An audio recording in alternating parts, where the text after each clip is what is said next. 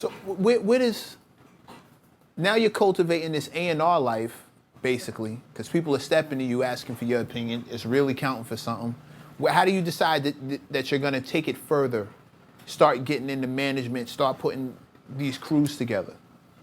My nephew Mike G, my sister's son, he used to always say to me, because he went to Mary Bertram High School, he'd say, yo, me and the fellas want to make a record, I didn't take him serious in the beginning. Mike G, Jungle Brother. Yeah, Right. Mike G, Jungle Brother.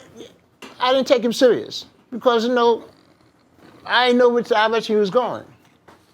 Later on, a guy by the name of Tony D used to be a DJ for a group called Bad Boys that had made the record Inspector Gadget.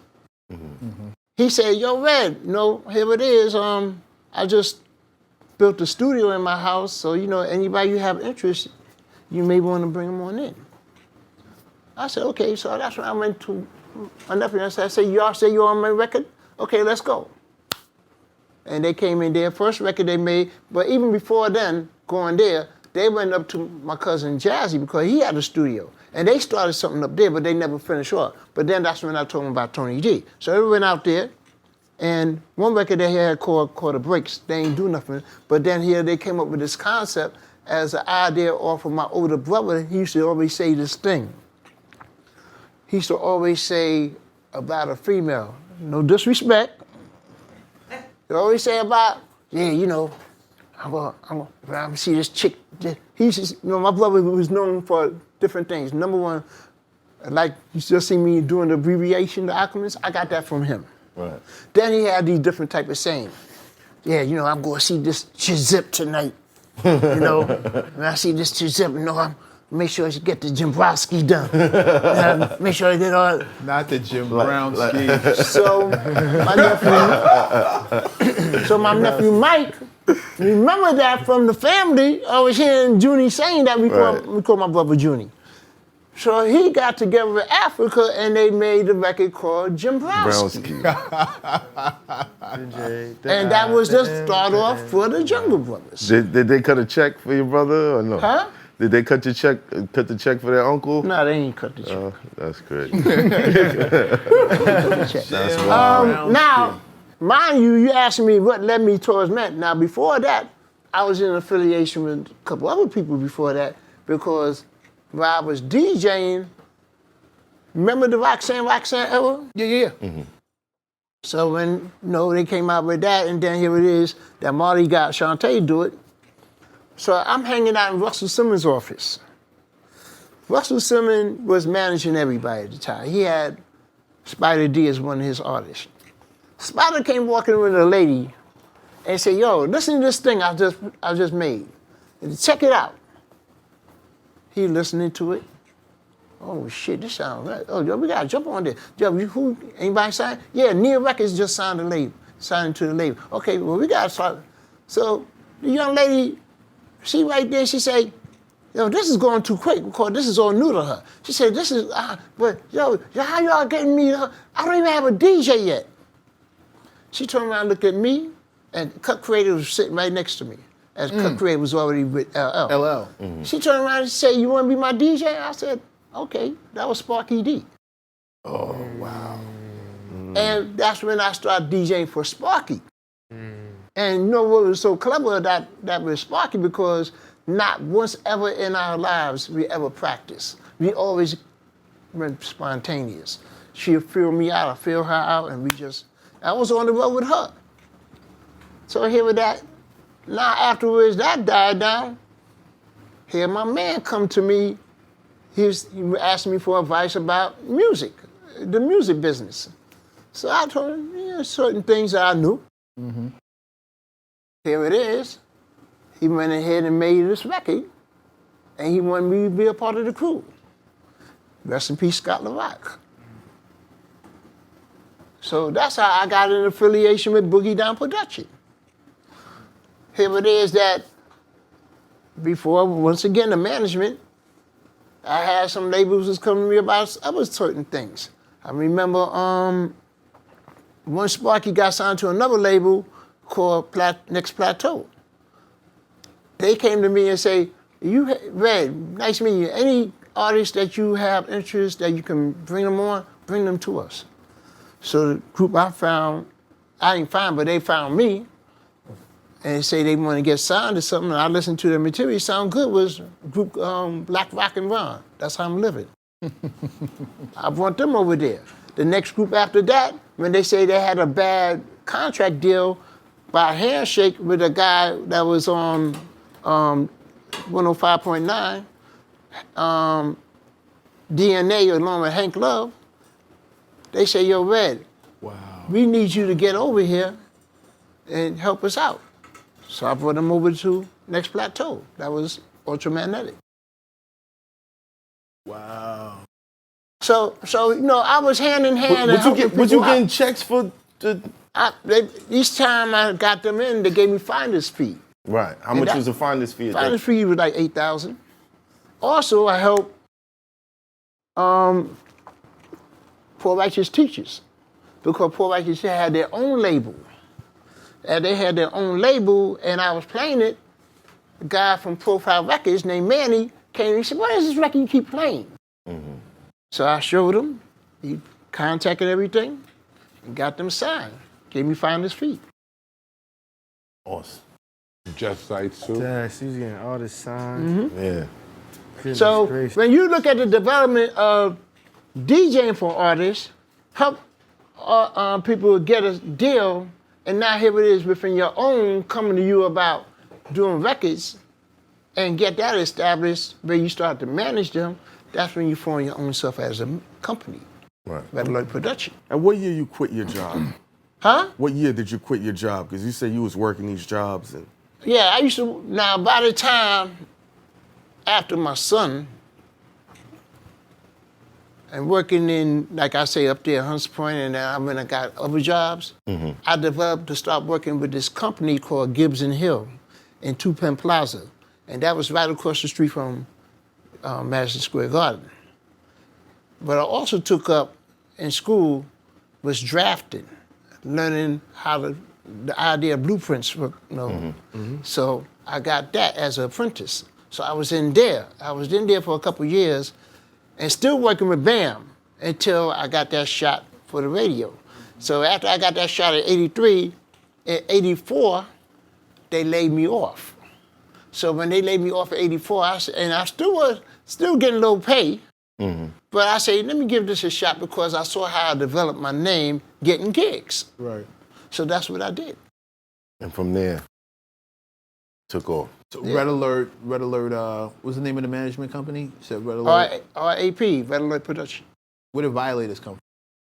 Violators come, okay, by the time I was in Union Square, in 86, I had some guys that were Zulus coming from the Bronx coming down. So they come to the door and say, hey, yo, BAM sent us down here. Knowing damn well BAM ain't sent you down here. But I got the understanding that you saw I was coming more and more into my own. So they looking at the next wave to come and join along with me. So I got them in. So as I got them in, it was a bunch of guys, and they always doing some dumb stuff. What was the dumb stuff? You know, taking people girls, couldn't stand people from Brooklyn. Oh, wow. Look at Hey, I'm being honest, keeping it a buck. that. It's all good. And running down, I said, yo, man, you gotta stop this, man. Y'all violating. And that's how that name came about. Violators. You violating, man. Especially when it came to the girl, because I saw them snatching girls from people out of guys' arms. I said, yo, man, you gotta stop violating, man. Because I'm looking at, I just started in this club the first night. And y'all coming in just doing all the dumb stuff. Then you started shouting it out all over the place. It became a thing. Now you're asking the beginning. I'm telling you the beginning. That was the beginning, right. Put the brakes on. Here it is. At first, it was Chris Lighty, we called him Baby Chris. It was a guy named Dow, we called him Sneaky D. And there was 2 or 3 other guys that was all part of them. So now here it is. They coming down, they doing the thing. Meanwhile, I got a couple other guys coming down from Bronxville. Yo, Bam, send us that. I said, come on in. Now, at that time, I don't know if y'all heard the history of how Union Square used to be. Yeah, well, I heard. Nuts. Right. And they always challenging my brothers. So they always fighting. So that's how they developed, their name got developed because they said, who y'all fighting? These guys, they call themselves Violators. All So, right. Wait, so before I even got to say something, their name was buzzing from fights. Okay, so rewind. The history of Union Square. What was going on down there? Union Square, where, you know, it was a hip hop club that was down on 18th Street in Broadway, you know, right across from Union Square Park. And I was doing Fridays. And, you know, at the time in '86, you were playing all the hits. You know, we talking about the year that Eric B. Rakim came out. We talking about when Boogie Down Production came out. We talking about, here it is, that Dougie and Heavy already came out with their records. You know, we talking about the tail end of Run DMC with Peter Piper. We talking about, here you got Salt and Pepper, you know, and then there was other various records, you know. I'm right along all in conjunction together. But Brooklyn was always doing the crazy stuff. You know what they do. Vic season. Yeah, you got the thumbs up. Got the thumbs up. Part of the culture, Pride, man. with pride. With saying Part with of the pride. culture. It was Vic season. Part of the, yeah. And it was being challenged, and it was challenging people that's not from Brooklyn. It didn't even have to be just the Bronx. It could be Harlem, it could be Queens, it could be anywhere out of but Brooklyn. Right. And that's how I used to be in there. So Y'all dudes need therapy. So you saying a young Chris Lighty was in need Union therapy. Square duking it up too? Yeah. Wow. Wow. The way he carried himself, you'd be like, he was always so, you know. No, he was that. He was getting that. No, he was about that life. But you molded him. Look at Matt. Did you take? Can you take credit? Now I'm going to tell you how that came about. Gotcha. So now here it is as they on, and then from there, only 7 months lasted in Union Square. Only 7 months. Then from there, I went to Latin Quarters, and they right along with me. So now here it is. There was 2 different crews. I forgot the crew that was in Brooklyn that was in there, but now it's a different crew that's in Latin Quarters.